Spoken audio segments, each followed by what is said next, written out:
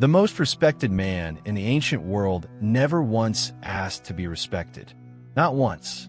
In 20 years as Emperor of Rome, he did not perform it. He did not demand it. He did not negotiate for it.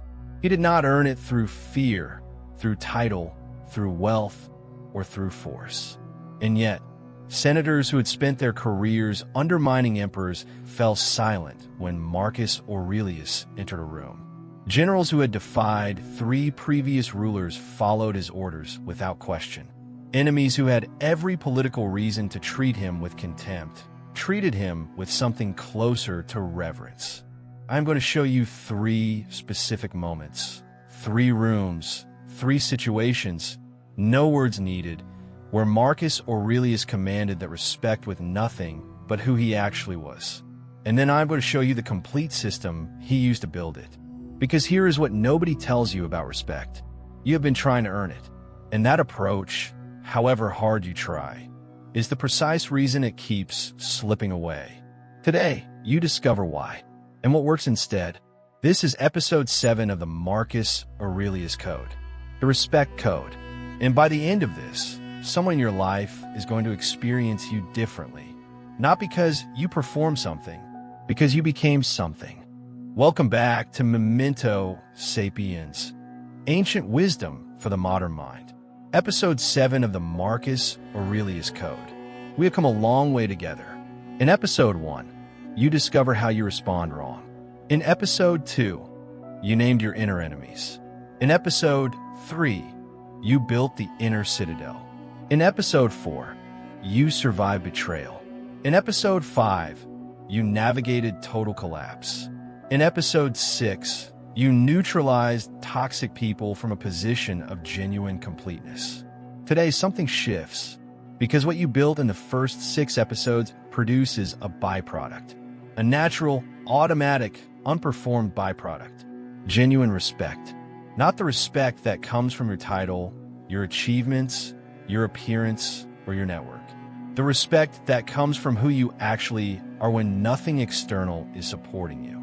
And Marcus Aurelius, the most respected ruler of the ancient world, built it entirely from the inside. Here is how he did it, and here's how you can too.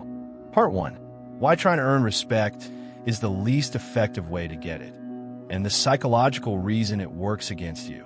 Most people approach respect as a social transaction. You give something, effort, performance, achievement, agreeableness, status symbols, and in return, you receive respect. And this approach can work in the short term, in specific contexts, with certain people, but it fails in 2 precise ways that most people never examine. First, respect earned through performance is contingent on the performance continuing. The moment the performance stops, or is seen as performance, the respect collapses. You have experienced this. Someone who seemed genuinely impressive until you saw them in an unguarded moment. And suddenly the impression changed completely. What changed was not them. What changed was the collapse of the performance. Performance-based respect is inherently fragile because it is built outside you, in the perceptions of others, rather than inside you in who you actually are.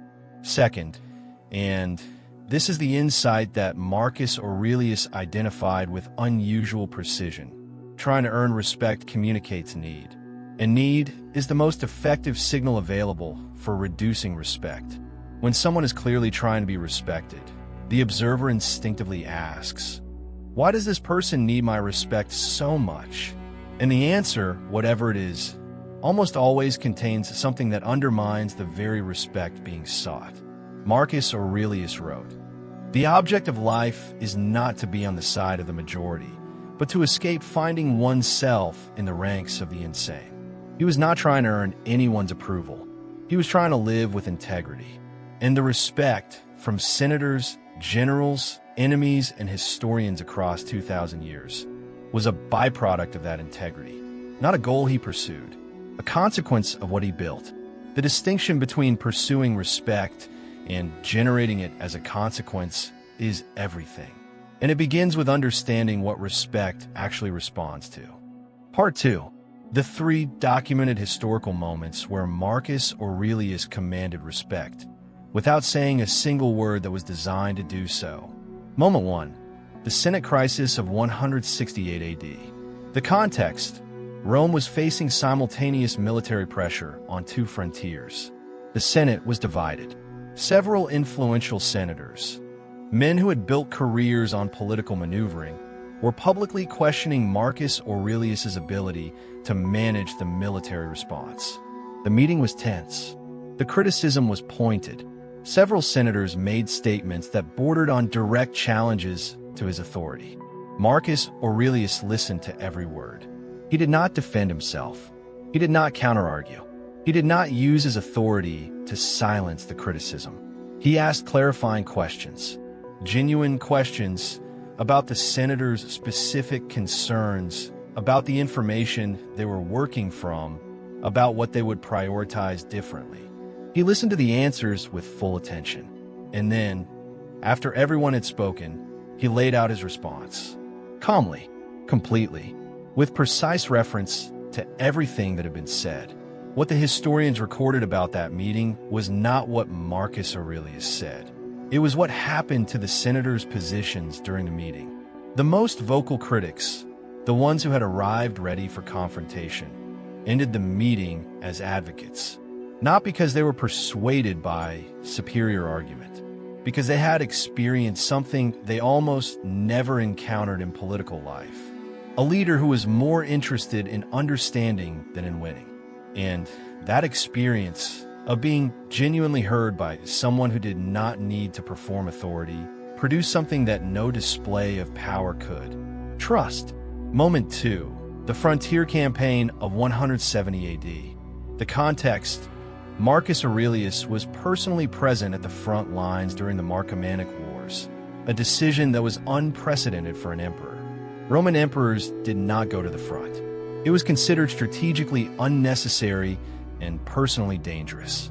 The tradition was to command from Rome. Marcus Aurelius went, not to demonstrate courage, not to perform leadership for the troops, because he believed that asking men to face conditions he was not willing to face himself was a violation of his most fundamental value: fairness.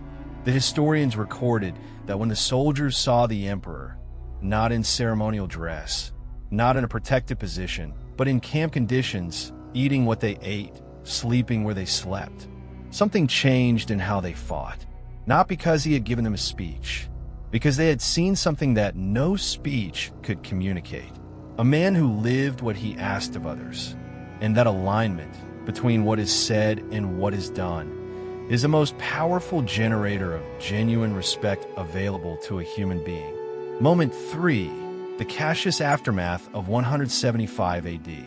We know this story from episode 4, but the moment I want to focus on is not the burning of the letters. It is what happened when Marcus Aurelius addressed the Senate after the rebellion was crushed. He stood before a Senate that had been divided, some who had known about the rebellion and said nothing, some who had been genuinely unaware, some who had privately hoped Cassius would succeed. He could have used the moment to assert dominance, to identify the disloyal, to make examples. He did none of it. He said, in a speech recorded by multiple historians, essentially this: I am disappointed that this happened. I forgive everyone involved. Let us return to the work of governing Rome. No threats, no investigations, no demonstrations of power, just a clear statement of his values. Accountability without vengeance, applied to the most politically charged situation of his reign. The Senate's response was not gratitude. It was something deeper, a collective recognition that they were in the presence of a man who operated from principles rather than from power. And that recognition, felt rather than argued, is what genuine respect actually is. Part 3. What respect actually responds to. The 3 sources and why only one of them lasts. Marcus Aurelius generated respect from 3 completely different groups simultaneously. From his political peers, senators, and administrators who were professionally skeptical of any ruler. From his military subordinates, hardened generals who had served under multiple emperors and were not easily impressed. From his enemies, leaders of rival peoples who had every ideological reason to dismiss him. These three groups had nothing in common except their response to him. And the only explanation for that convergence, across such different social, professional, and cultural contexts, is that Marcus Aurelius was generating respect from the one source that all humans respond to regardless of context. Character consistency, the observable alignment between what a person says they value and what they actually do. Not occasionally, not when it is convenient, continuously, in public and in private, under pressure and in comfort, when it costs something and when it costs nothing, when it produces immediate results and when it produces no visible results at all. There are three types of respect, and understanding the difference between them changes your entire approach to building it. Type 1, conditional respect. Respect that depends on your performance, your title, your achievements, or your social position. It exists as long as those external factors exist. It disappears when they do. Type 2, strategic respect. Respect that people display because it serves their interests. Politicians who treat you well when they need something from you. Colleagues who are gracious when you have influence and distant when you do not. Type 3, genuine respect. The kind that does not depend on what you can offer, what position you hold, or what you have recently accomplished. The kind that is felt, not calculated, by the people who experience it. Marcus Aurelius generated the third type, exclusively, and the reason is precise. He was the same person in every context. The Marcus Aurelius who sat alone at midnight writing the Meditations, making demands of himself that no one would ever know about, was the same Marcus Aurelius who walked into the Senate, the same one who went to the front lines, the same one who forgave the senators who had been disloyal. He was not performing virtue for an audience. He was practicing in private, and genuine respect, the third type, is nothing more than the accurate perception of that private consistency. The word for it in the Stoic tradition is integrity, not the modern sense of being honest. The original Latin sense, integer, meaning whole, undivided, the same in every context. And an undivided person is, in every room, in every context, impossible to dismiss. Part 4. The Complete Respect Code. 7 practices Marcus Aurelius used to build character consistency that generates genuine respect automatically. These are not social strategies. They are not communication tips. They are internal practices that produce external results, not because you display them, but because they change who you actually are in every interaction. Practice 1. The private standard. Marcus Aurelius held himself to the same standard in private that he would want to be seen holding in public. In practice, identify one specific commitment you make to yourself every day, a standard of behavior, thought, or action that no one else will ever know about. Hold it precisely when no one is watching. Every time you do, you add evidence to your internal perception of yourself as someone of genuine integrity. And that self-perception is what others read accurately when they experience you. Practice 2. The genuine listening protocol. In every conversation, particularly in difficult or high-stakes ones, practice what Marcus Aurelius demonstrated in the Senate crisis. Listen to understand, not to respond. Ask one clarifying question before stating your position. Acknowledge specifically what the other person said before building on or disagreeing with it. This practice produces an immediate and measurable effect on how people experience you. Not because it is a technique, because it is the genuine act of treating another person as someone whose perspective is worth engaging with fully. People feel that distinction. They cannot always name it, but they feel it. Practice 3. The alignment test. Once daily, ask yourself one question. Is what I am doing today consistent with what I say I value? Not a self-attack, a diagnostic. Where the answer is yes, note it. Build evidence.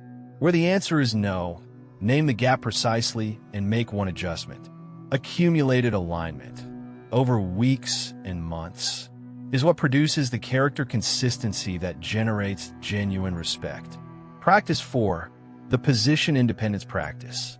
Marcus Aurelius behaved the same way toward people regardless of their position.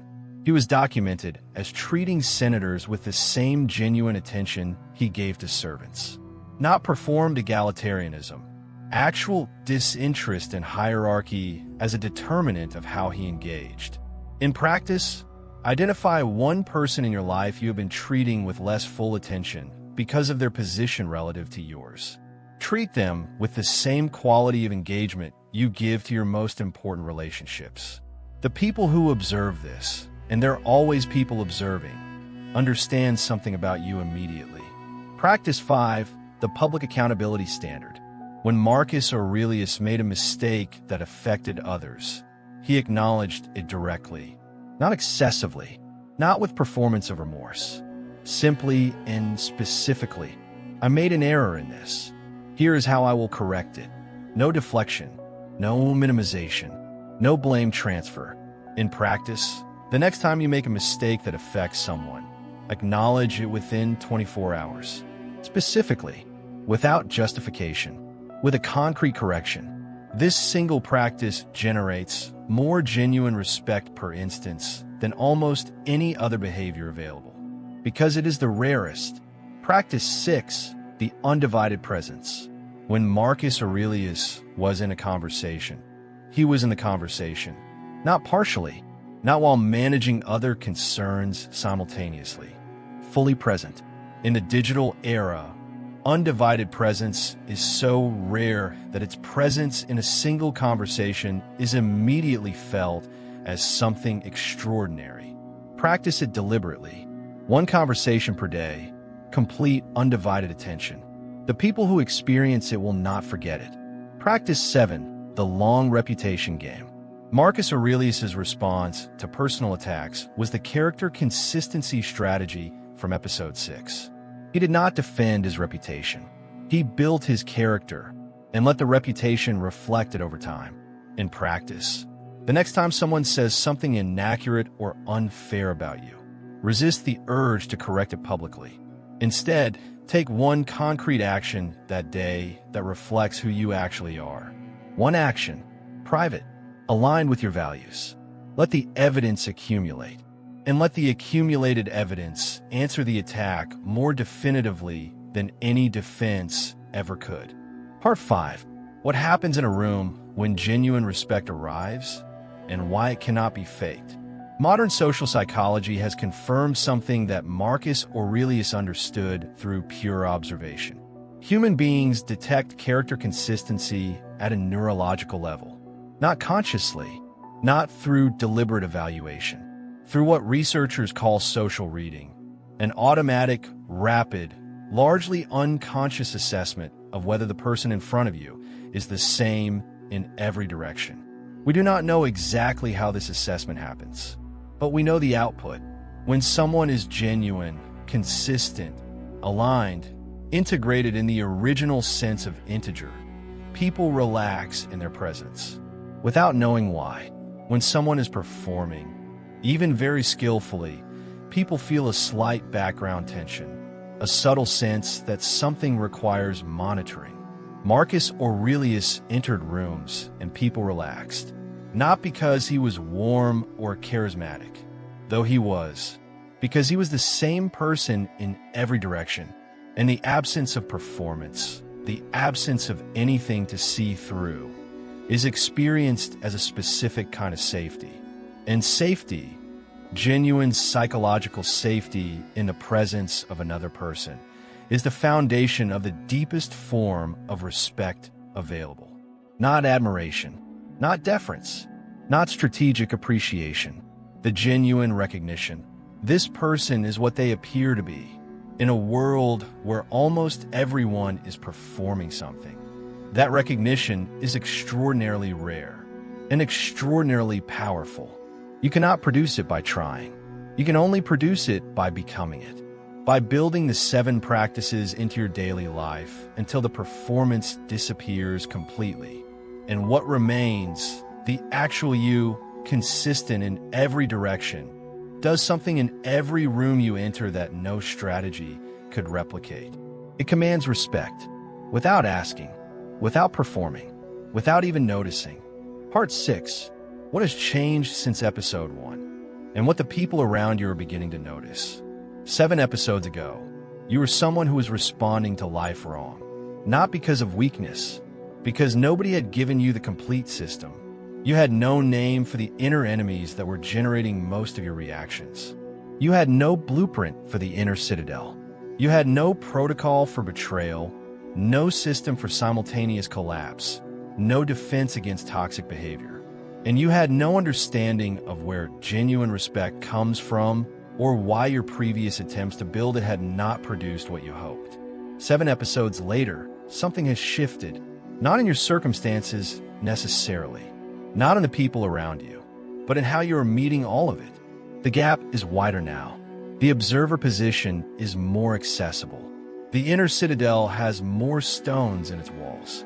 The 4 inner enemies are named, and named enemies have less power. And here's what I want you to notice. The people around you are noticing something too. They may not be able to name it. They may not have the language for what is different.